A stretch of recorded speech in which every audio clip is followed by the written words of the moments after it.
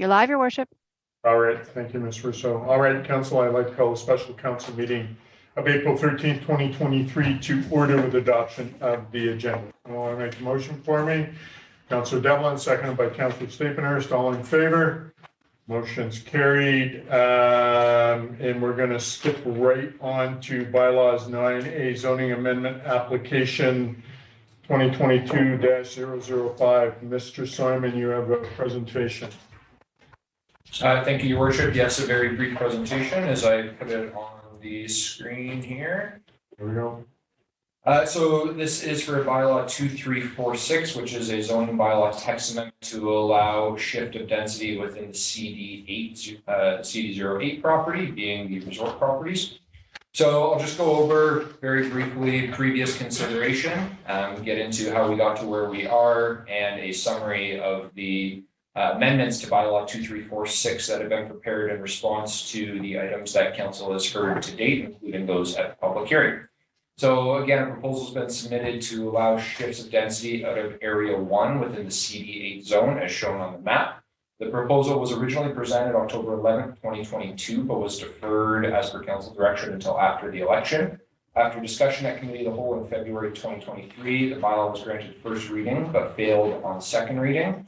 On February 28th, after further discussion at committee of the whole, the bylaw was brought back for reconsideration and subsequently granted second reading, and a public hearing was scheduled for April 4th. So at the public hearing on April 4th, there were 6 letters that were received in advance of the hearing. 2 of the letters that were received were in opposition of the amendment. 2 of the letters that were received were in support of the amendment, and 2 of the letters that were received brought up some concerns. They weren't necessarily in support or opposition, but they were items that they wanted council to consider as part of the original bylaw as it was moving forward. So at the public hearing, there was well attended, I believe. I was attending virtually, but I believe the room was pretty full, but there was only 4 individuals that spoke at the public hearing. And of that, 3 were in support of the proposed bylaw and 1 was in opposition. So generally speaking, you can see through the process, this has been presented numerous times. There hasn't been too much brought up to staff. What staff have received thus far is a lot of people want to see things get moving at the resort and see additional development happen at the resort. And you can see from the numbers that were received at the public hearing, the bylaw, generally speaking, was quite well received. So at the conclusion of the meeting, council did pass a resolution that directed staff to work with the applicant to pursue changes to bylaw number 2346. In working with staff, there were changes that were made to bylaw number 2346 as per the direction from council. So a summary of those changes. So removal of references to subsequent city approval prior to allowing for shifted density. Addition of a requirement to register a covenant on Area 1 lands to track any shifts of density that are coming out. Not allowing any density transfer of commercial space or tourist accommodation / residential units to areas 6 and 7. An additional restriction on the amount of commercial that can be shifted to that portion of Area 5 shown in the map here to 5%, so about 1,100 square meters. And just as a reminder for council, when we're talking 1,100 square meters, that is, about half the size of base camp, and that would be spread across quite a large area of land. So when you're looking at the overall impact, it really is negligible in terms of any concerns about this really manifesting as a major commercial core. It would be, accessory to the residential uses that would be occurring within this area. Further restrictions of any transfer of density or lodge uses to that portion of Area 5 as shown here. And one of the really important things for council and the community to also understand, with these shifts in density, this doesn't become an automatic blanket approval for absolutely anything goes. We have very robust, extensive development permit area guidelines that are embedded through Appendix 3 of the official community plan, as well as the CD8 zone itself. So if we ever did get some type of proposal to have something considered in proximity to other areas of Arrow Heights that are predominantly single family in nature, that was completely out of character with that area, i.e. a very large hotel, it is unlikely that type of proposal would even make its way to council's table, because staff would be reviewing it against the development permit area guidelines and make very clear to the proponent that this type of proposal doesn't fit within the neighborhood and the context of the area as per the applicable DP area guidelines, and therefore changes need to be made. And when that comes to council, council is bound by those same guidelines. So if something doesn't comply with the guidelines, then it does not need to be approved, and actually council can't approve it when it doesn't comply with the guidelines. So I think that's an important piece to understand as well, that we have very robust, extensive, and sometimes overlapping duplicated development permit area guidelines throughout this CD8 zone that are applicable. So if council's any questions about that, certainly happy to speak with specificity towards some of those applicable guidelines. And then lastly, one of the other changes in the CD8 zone, based on the feedback that staff received with council and in working with the proponent, is 2 additional requirements in terms of protection to Williamson Lake and providing pedestrian connectivity to Williamson Lake. So those have been embedded as very specific development permit area guidelines in the CD8 zone. So any future development permit proposal that comes forward to staff, we are now bound by those guidelines should this bylaw be adopted by council. So very important to understand how this approval process would roll out. This is not the be all end all. This is the start of allowing a proposal to be crafted that would be further vetted against applicable development permit area guidelines before it is presented to council.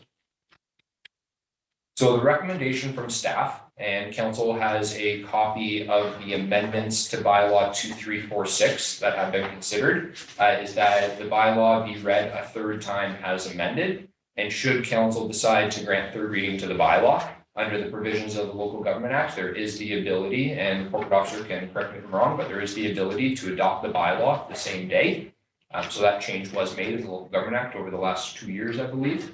So you don't need 24 hours between on zoning bylaw amendments. There are alternative options for council.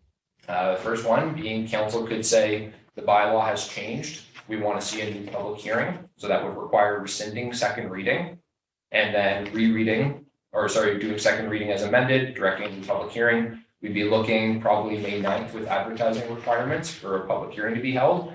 Generally speaking, when there are changes to a bylaw, if council is granting additional allowances and expanding what's been applied for, then yes, you would be holding a new public hearing. So if we went from, say, instead of a 30% density transfer to a 40%, certainly you would be seeing a recommendation from staff to expand and go out to another public hearing.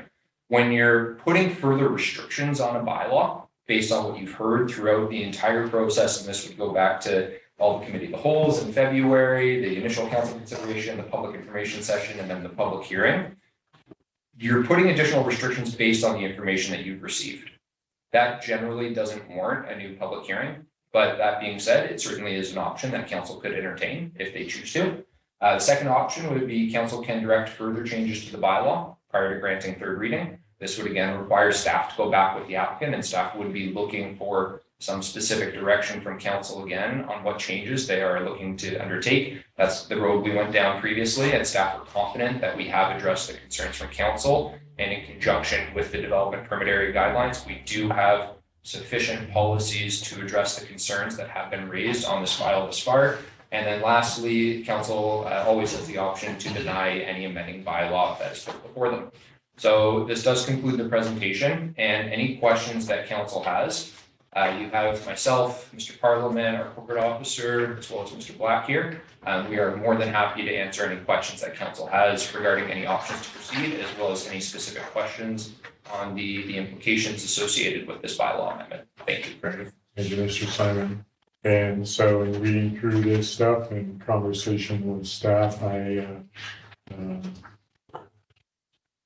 feel that we've captured what council wanted as far as amendments go, but I'm going to go to each of you around the table to get your perspective to make sure that we've captured things that you were concerned about. So, Councillor Devlin, any concerns? No, I've read through this. This is, from what I can tell, this captures everything that has come up even before the public hearing, even before we'd announced the public hearing, people were talking about it, and this seems to have, I can't see any concerns that I've heard that are not captured by these amendments. So thank you, Mr. Simon, for your work. Councillor Lucio. Thank you, Marshals. Yes, I feel like there has been lots of progress made from the direction that we've given staff. In talking about this last time, the Area 5 map showing the distinction between the upper and lower bench. In the bottom left-hand corner, it does say where short-term rentals are restricted. And I know that that had been questioned and that the proponent is looking for us to address short-term rentals. I know that was something that the community brought up. And I feel like that is just one section that I have some concern with, as if this map is going to be embedded into the bylaw, that section saying that short-term rentals are restricted is a little bit misleading at this point. Comment, Through Mr. your Simon. worship, yeah, so certainly the legend there, so when you look at the text in the bylaw, it says hotels and lodges. The legend should certainly reflect that to say hotels and lodges, so I would defer to the corporate officer if we would need counsel to make a additional amendment. It is kind of housekeeping, so that would have been from a previous version of the bylaw that staff were working through with the proponent. I apologize, that would be a mistake on my end to not update the legend to reflect the final version of the text that made its way into the bylaw. It would just be hotels and lodges, though, that would be restricted in that lower portion based on the amending bylaw. But it's a legend that needs to be updated to reflect the text that's within the bylaw, specifically within Schedule B there. Yes. So there are times where this happens, and the legislation and the way this is worked out through legal precedent is the same thing, you know, in some views. If you have something that's misnumbered within the bylaw, then it's kind of a housekeeping amendment that gets cleaned up when you're consolidating. But I would defer to the corporate officer if we would need something specific from council to make that change in the legend of Schedule B right now. Through your worship, I don't think we need anything formal, but if council wants to put a recommendation on the table to amend that legend as well, it would just solidify it and make it cleaner. And so what would be the intention of the change to the legend? Just clarify that so I have that in my mind, if you don't mind. Yeah, through your worship, it's a typo. Okay. It's simple, right? It's the legend's supposed to say restrict hotels and lodges to correspond with the text, but it says restrict tourist accommodation and short-term rentals. It should say just hotels and lodges. What pages, where specifically is this? I haven't seen that part, so can you, This is page page 4. page 4? Of the first thing. Yeah. And to your worship, I can pull it up here on the screen as well. So this is the map. And you can see the legend here in the Oh, bottom. gotcha. It should say portion of Area 5 where hotels and lodges are restricted. And again, that would just be corresponding with the text. And what's in there this way is it was just a carry forward from an original bylaw that was contemplated that didn't make its way into the final bylaw. So certainly it's a typo. So before we change that, I'll get you in a moment, Council Palmer, thank you for your patience. Council Lucial, is that your concern, is you want that change to reflect what Mr. Simon's talking about, or is there something else that's concerning you? Yeah, I think having that text change, because I know from what the proponent heard at their public information session is that the community doesn't want short-term rentals in that location.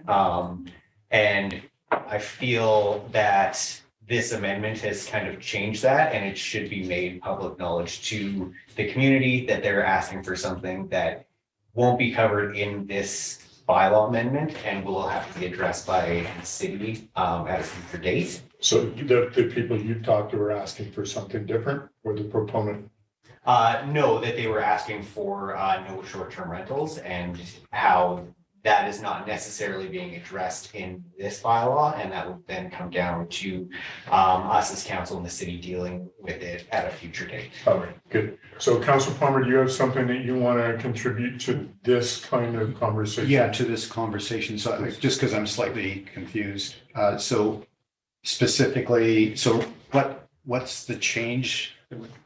Through your worship, it should just read portion of Area 5 where hotels and lodges are restricted, rather than how it reads right now. Do you see that on So page right now 6 of this handout?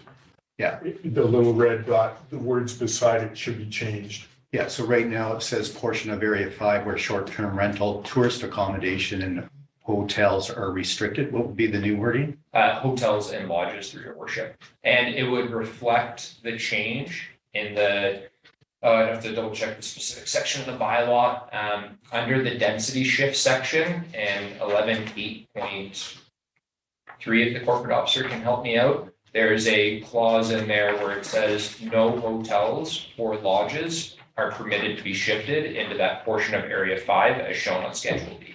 Section 2.4. Excellent. In the amendment, thank you. Where was that? Sorry. Section 2.4B. And through your worship, all the map in Schedule B is intended to do is to reflect the wording in the text of the CDA. So, Okay, so again, as you said, just a housekeeping thing. So thanks. have you found that, Councillor?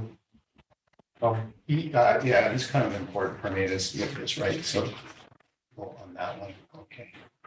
So on 2.4B, what's the change in wording? Through your worship, no change in wording on 2.4B. It's a change specifically in the legend of Schedule B to reflect the restriction that's in 2.4B. Okay. So that's why it really is, it's a housekeeping change that, generally speaking, this is what happens when you consolidate the bylaw. And, we've been moving relatively fast with this one to address the concerns that council had brought up. So that's certainly, that's an oversight on my side in terms of the bylaw content. So the 3 words short-term rentals would be eliminated from. Essentially, yes, and it would say hotels and lodges. Got it.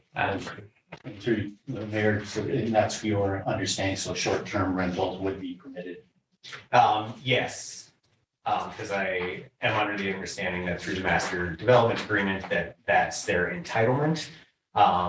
And yeah, as I've heard from residents, that's one of their concerns. And just trying to get to a point where the community feels confident that this text amendment and RMR won't be pursuing short-term rentals. So RMR has stated that, of course, it's not in their best interest to have short-term rentals. And so we'll have that conversation around the council table to update short-term rental.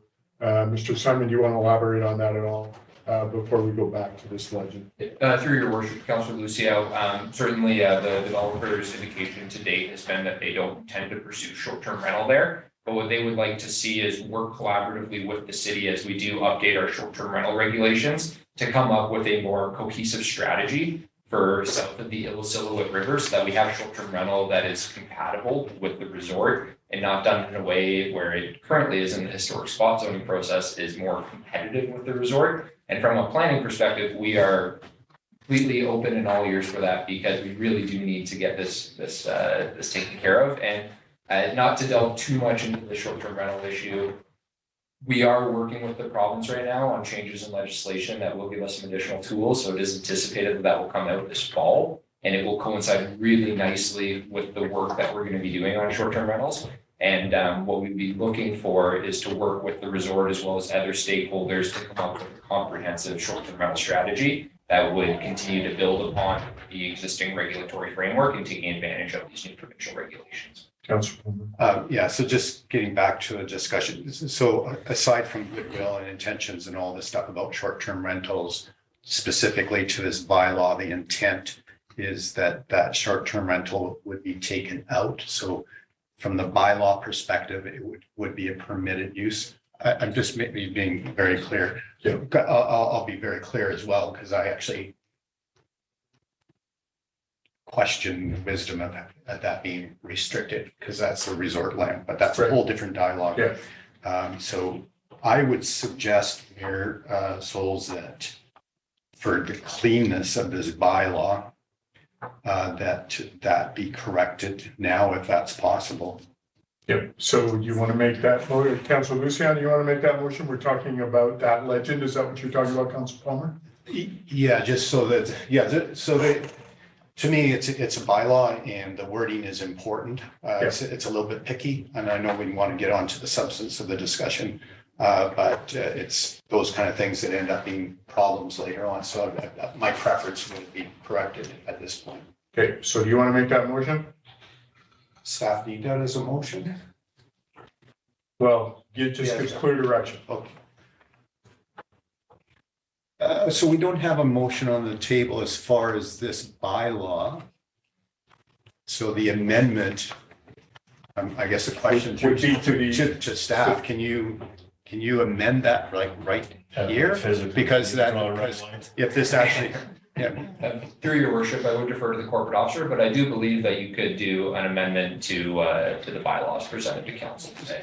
so Mayor Souls, if I may, so if it gets to the staff recommendation that zoning amendment bylaw given number 2, 3, 4, 6 be given a third reading as amended, well, that motion is not on the table yet. So if this amendment's made beforehand. That's kind of what we're discussing. It's simpler. Yeah. And so it might be just a matter of the corporate officer. Just amending it now without a motion. Right there. Oh, sure. And then if all we have to do Yeah. is actually Prior to the strike question. this all Yeah. on our papers or on your iPads. So portion of Area 5 where hotels and lodges are restricted. Yes. Through your worship, correct? Correct. Okay. That, you're good with that? I, You're good with that, Councilor Lucio? I'm suggesting if it comes on, it would be with that amendment. Yeah, that's exactly, we're gonna do that now. Okay. All right, Councilor Lucio, is there any other concerns that you had that you want to bring up that may not have been addressed in the way that you felt comfortable or you want to discuss before I go around the table? I guess when we're still talking about Area 5, just the acquisition of the lots along Nickel Road and how that would be incorporated into this zone outlined in red. Comment, acquisition of the lots along Nickel Road, how they would be incorporated into Area 5. Through your worship, Councilor Lucio. So with that, it would be dependent on how the proponent, if they do acquire the properties, they would need to submit a rezoning application. If they were, because right now the property is only zoned residential 1, so it's only permitted to have single family residences.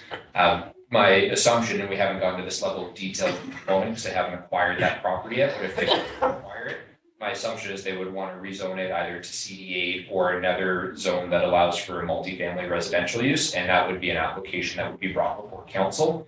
And it would be at that time that council would be able to decide based on the rezoning, what uses are appropriate through that rezoning process. So we could look at rezoning it to CD8 and then expanding that box to further restrict the uses in line with the bylaw that's before council today. That would certainly be one way of doing it. If the proponent wanted to rezone to, R2 or R3, for example, that permits duplexes and multi-unit buildings, short-term rental wouldn't be allowed to begin with, so it would be restricted in there further, same with hotels and lodges.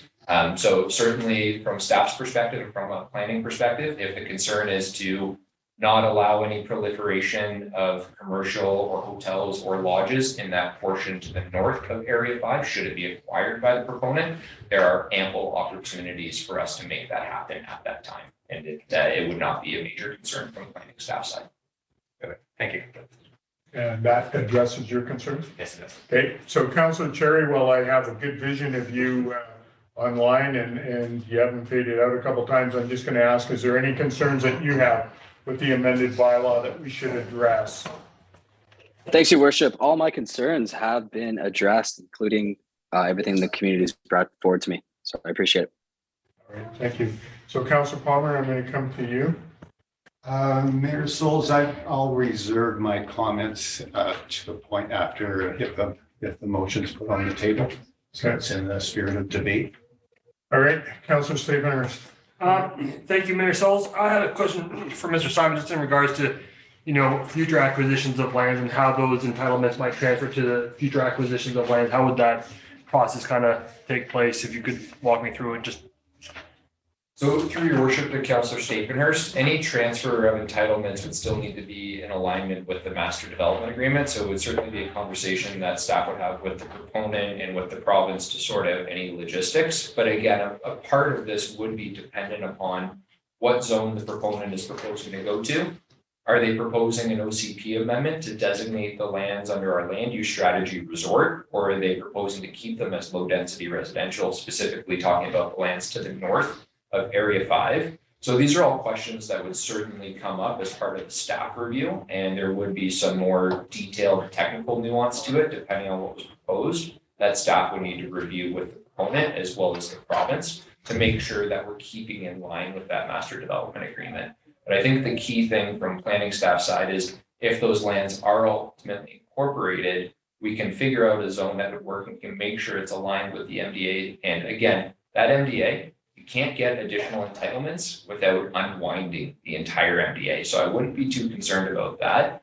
But the key thing is if you can get those lands to the north, then we're getting a more comprehensive planning concept and dealing with access, servicing, development form, building siting in a very comprehensive manner. So there are certainly some of those questions that would come up, but in the end, if they were ever incorporated into the confines of the MDA boundary, you wouldn't be able to increase the amount of units without unwinding the whole MDA, which is a very extensive process that we need to go through, where the city is very heavily involved in that process of amending an MDA or creating a new one. Further comments, Councillor? One last question, Mayor Sauls.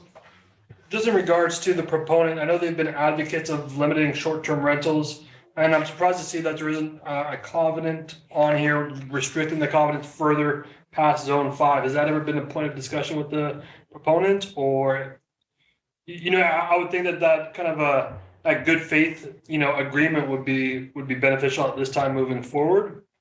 Through your worship, Councillor Statement, just to clarify, are you talking about a developer covenant that would restrict short-term rental outside of Area 5? That's correct, yes. Through your worship, the whole idea with the resort development is that you would have the core where you have most of the tourist accommodation. This portion of Area 5 is on a lower bench. It's physically separated from the rest, and that's why the proponent, or part of the reason why the proponent and the concepts that they presented so far identified it as a suitable location for community housing.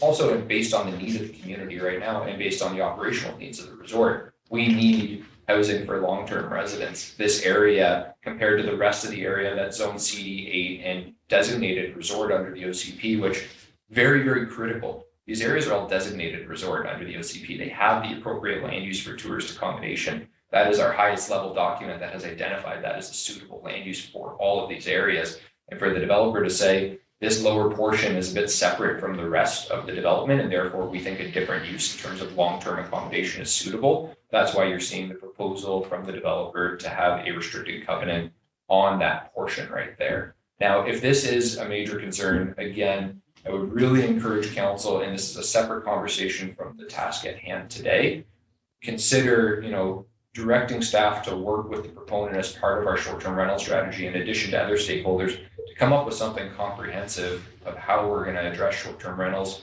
and how we're going to, what our philosophy behind it is as we move into amending our bylaws with respect to short-term rentals. It needs to be something that's complementary with the resort operations, and we need to sort out as a community what is our strategy for short-term rentals and where we want to go over the long term. Do we want to have residents participating in the tourism economy, and what does that look like? Or do we want to protect long-term rental at all costs? And what are the implications associated with that? So it's a bit of a separate conversation from what's being considered today, but it's important to keep in mind the resort lands are designated resort. They have the zoning for tourist accommodation. The developer saying this portion is suitable for community housing, for long-term housing, they're putting that additional restriction on themselves because they see the need for it, even I don't want to say contrary, but in addition to what they're permitted to do under the OCP and the zoning bylaw. Follow up, Councillor. Not at this time, thank you. So, Councillor Chair, did you have a comment? Okay. Do you want to say anything, Mr. Parliament, before I put the motion? I guess in summary, in terms of staff's recommendation, being new to the community, I rely, of course, on the professional advice on any rezone application text amendment. With what the work that staff have done, and I've been involved in lengthy discussions with staff, making sure that the recommendation for council is supported by staff. This one has been a challenge also internally, not just at this table, but at the staff table. We've had lots of debate on how to take an old CD zone and make it current with the requests to give the proponent that flexibility to create down the road, long-term, a very robust neighborhood plan, master plan. I do support the staff recommendation, but more importantly for me, and I've stated this in other meetings, I think it's important to recognize that I believe we do have a good partner in RMR. I know there's been some challenges in the past. I only speak for 8 months' experience, but having conversations with the key folks at Northland and the work that RMR has committed to doing, I do believe we have a good partner, and we have a BC family that's committed to doing what they want to do and build a legacy project. And I think the city should be blessed that we've got a commitment to build infrastructure and move this project forward. And I do believe the city at one time has to sit down and say, you know what, we need to want to work with our partner. And so as struggle as this has been to get this right, I firmly believe as a new person, notwithstanding the past and respecting the past, that we do have a good partner. And I think there is a commitment to make this work. I think in the next 10, 20 years, it's going to be an exciting time for Revelstoke. I'm really excited about the new golf course. I'm excited about the employee housing. I do believe it's going to happen. And so I do support the staff recommendation moving forward with third reading. And I commend the work of Paul and the work of Steve, and also the work of Jason working with staff to make this amended text amendment at least considered for adoption presented to you today. And so I want to thank them for that. All right, thank you for your comment. So in your package, there is a motion. Does someone want to put that motion on the table?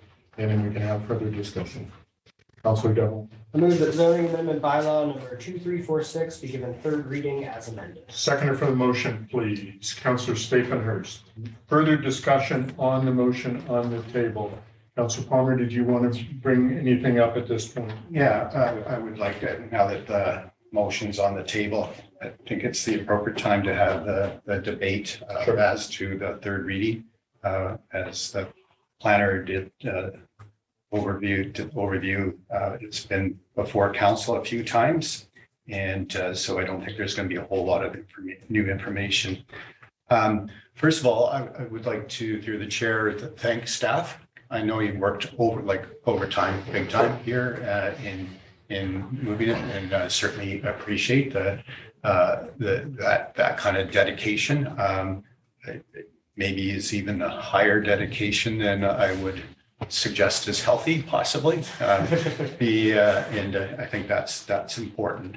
And I'll also state that as I make my points, Mayor Souls, that I don't agree with staff on certain points, but that is not a combative thing, and I don't want that to be occurring here. So I think we clearly understand where we differ, and it's a different lens coming into that. So I really don't want to, any points that I'm going to be making is going to be my analysis, and I'm not looking for clarification, and not wanting clarification, if I could say it further. Also, Mayor Souls, I would, to the chair, I would also like to say thank you to RMR, to Northlands, and to the work that they've been doing. You're an important contributor to our community. It's an important part of our economy. And one of the things that's really nice about Revelstoke is we're not dependent on you. And sometimes it might feel like that, but even in the tourism sector, which is just one part of our community, we're not like Whistler. But I certainly appreciate that. And again, much the same as through the chair, my statements through staff, that I'm coming with a different lens and a different understanding that is, might feel contrarian, but it shouldn't be a contrarian in our relationship moving ahead. One thing that's really important for me and important for the community, and I think important for everybody in this room, is we want RMR to be a success, whatever that looks like. And every one of us has a different perspective of what that success looks like. We've had a lot of dialogue on the social sector things and importance, in the community as a whole before this. some of the concerns that I had in there, sort of thinking as we go ahead of the community is how do we have economic success, and there's drivers in our community, because where does all the money come for the social sector? It's got to come from somewhere, and people might disagree with the sort of economic philosophy or theory, but if we didn't have those contributors, we wouldn't be able to pay for all these social things or the programs through taxation and improvements in their community. How that looks is different. Also, there can the resort and other factors, business factors, can sometimes become a scapegoat for problems, and maybe they're real, but maybe they're part of the problem is one of the problems that we have is Revelstoke is a very, very desirable place.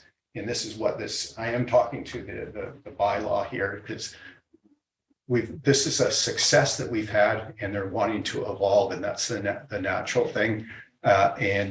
So I'm just putting that in context. The next point before I get into the details is, so the resort, through the master development agreement, has lots of entitlements, and we've seen the presentation, lots of entitlement. They have a lot of land. They have lots of opportunity that's already there. In the context of success, we want to see your hotel done. Some people don't want to see the hotel done, but we want to see the hotel done. We want to see your quote, employee housing done. And the quote is because there's entitlements that they have, and we want to see that. And the city's demonstrated that, whether it was through the temporary use permit that was good for 6 years that we issued a couple of years ago. You chose not to act on that. RMR chose not to act on that. Point of order, Your Worship. Under our council procedures bylaw 2135, section 4.12, under contact and debate, subsection 7C, we're only to be speaking in connection with the matter being debated. I don't understand why Councillor Palmer has brought up the TUP from years ago in a previous council. Mayor Souls, so to be specific, I'm talking to a bylaw of new entitlements that are being presented and the rationale of where I'm going with this. It sounds like he's that's the intention of why. And so there's and on the debate that we're having at the council table, we're looking at points of order. I think we haven't had this dialogue, this opportunity that we've had elsewhere. And so this is the public opportunity for me to just express where I stand on this. Okay, let's move on. Okay, thank you. So now we go on to the zoning bylaw that's before us. So the thing that I think through, okay, well, what's good about this and what's not good? What's the gray areas and where's my concerns? In really I've been looking for reasons to be supportive of it. And I won't go into all the details. You've heard it before. The community's heard it before where my concerns are. But what are the general points that are good? There's a sense of goodwill. We're wanting to improve our relationship with RMR, and that's a two-way street, and they want to do that too, and they're demonstrating that. So there's this element of trust, sort of building the trust by saying, okay, yeah, let's do this. Let's let them get going ahead. I do have a principle on trust. When you have trust is in these kind of relationships, because things change, is embedded in good written documents, essentially. There is a potential benefit with this for staff, at least I see, that it makes it a little bit easier just to move things along rather than what I'm going to suggest is maybe a better option, which I've talked about before. So what are the risks? The risks with this, without having the details that we would normally have on zoning amendments, is unintended consequences.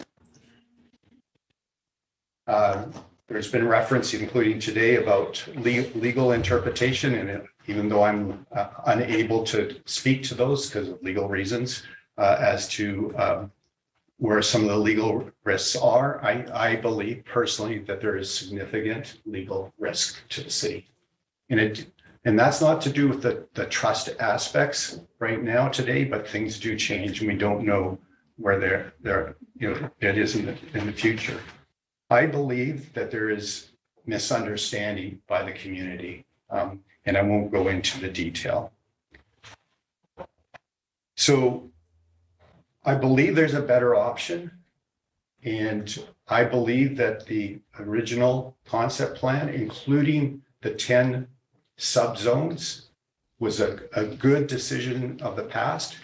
And quite frankly, I would probably be more supportive of even higher densities where they make sense, seeing a good proposal. And that's, I believe that this should be defeated, and that we continue to work with the resort and put a little bit more requirements, but show us what you're going to do, demonstrate that, and through the zones or multiple zones, show us, and then we can give approvals to what makes sense.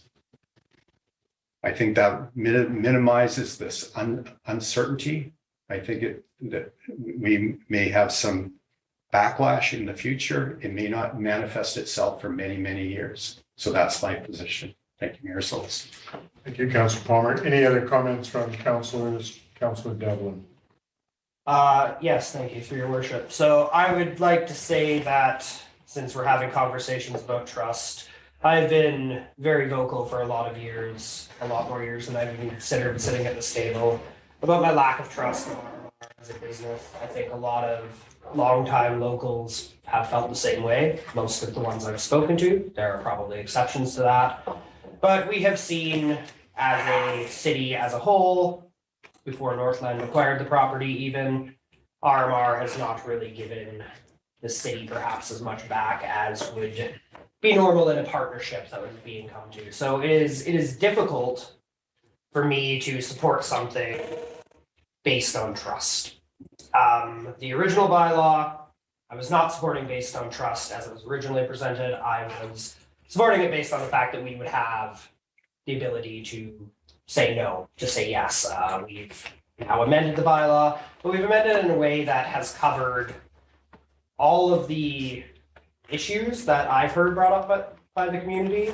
We've amended it in a way in those issues that I didn't even think of before they were brought up.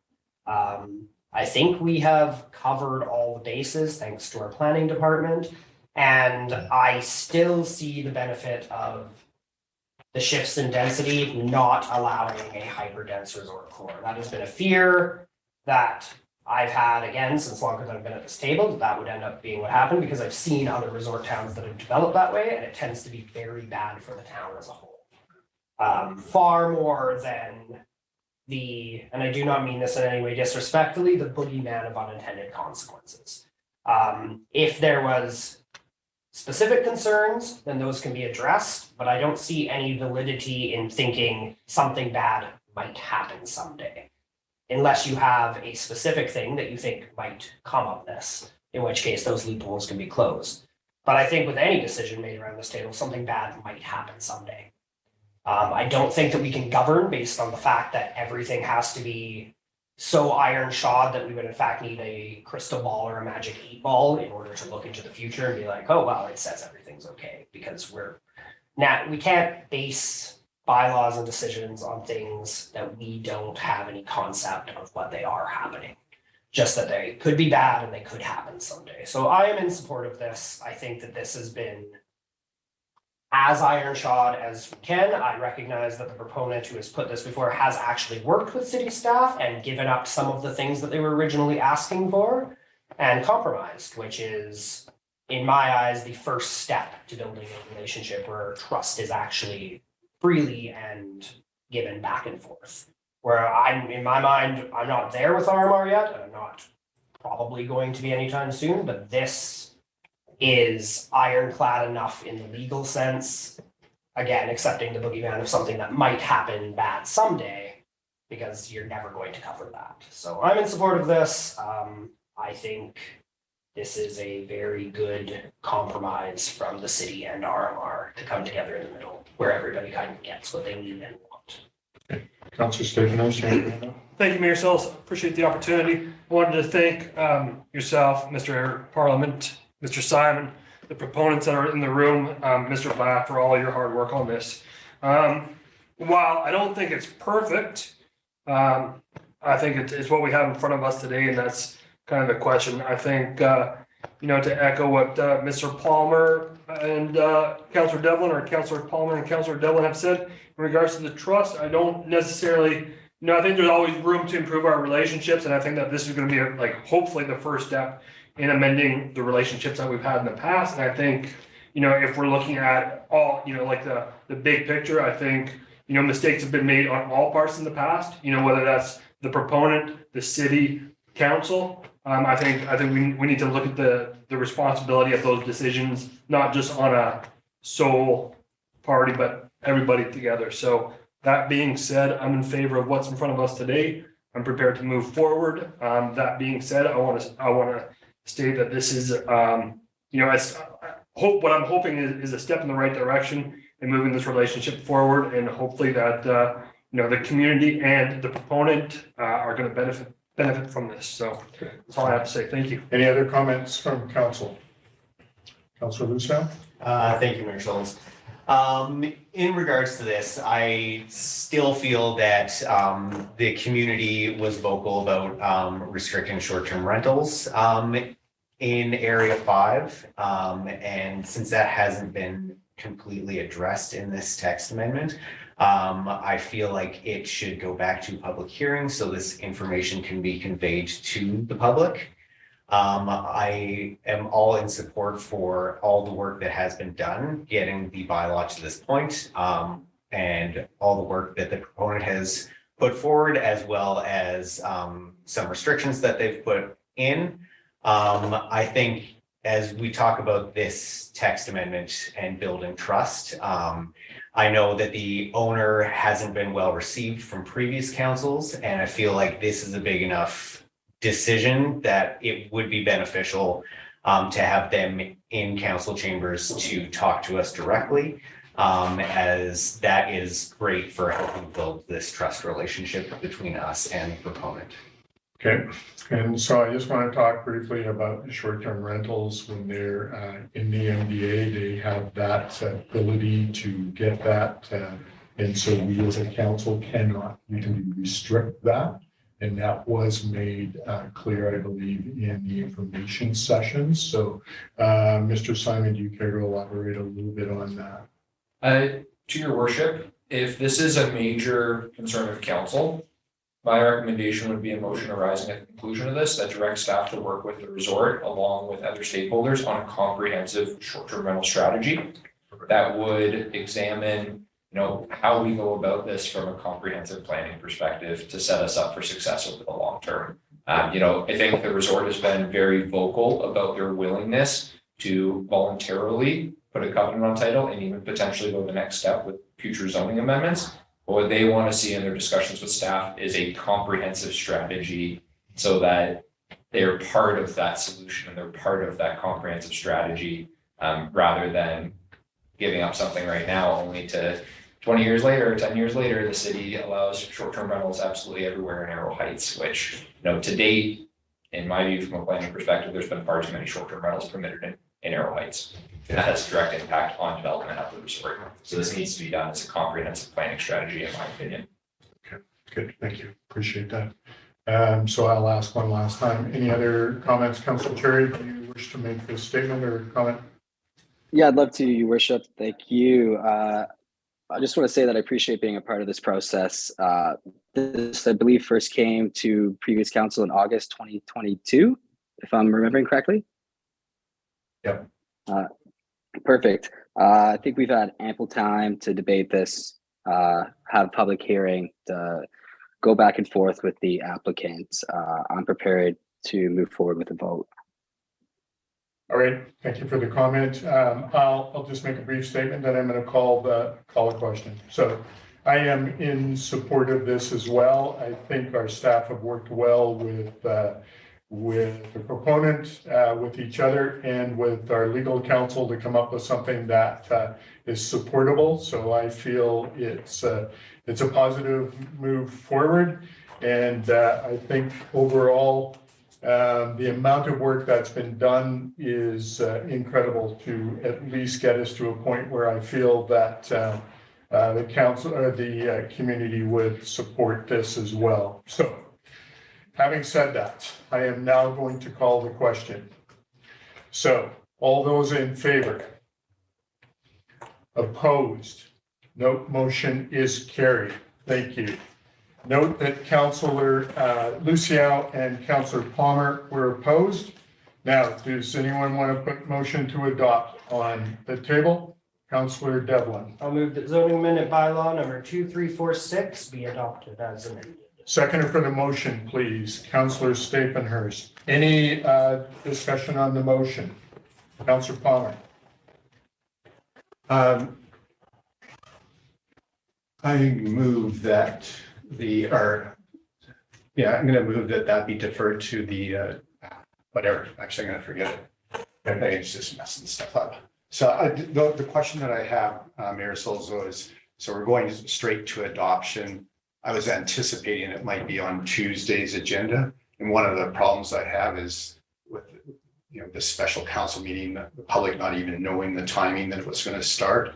And so there is some lack of public accountability, in my opinion. Those are my comments, but I'll just leave it at that. If I think you kind of know where the vote's going to go, whether it's here today or on Tuesday anyway. All right. Any further discussion on the motion to adopt? Councillor Lucian. Thanks, Mayor Schultz. I would have to agree that when we talk about communication and transparency from the city, this was brought up on Tuesday, and 2 days later, we're having this and adopting it all on the same day. And I don't think that is fair to the community. That's my comment. Great. Appreciate your comments. All right. Anything further, Councillor Palmer? So a question you don't need to answer because you can't. Did we discuss this on Tuesday? I thought I'd heard that it was discussed on Tuesday. I don't think there's any public record for that. No. All right. All those in favor? Opposed? No. Councillor Palmer and Councillor Luciao are opposed. All are in favor. This motion has been adopted. Thank you. All right. I am now going to ask for a motion to terminate the meeting. Councillor Stapenhurst, seconded by Councillor Luciao. All in favor? Motion's carried. Thank you. This meeting is over. Thank you. Well, let's prove ourselves. We're gonna be a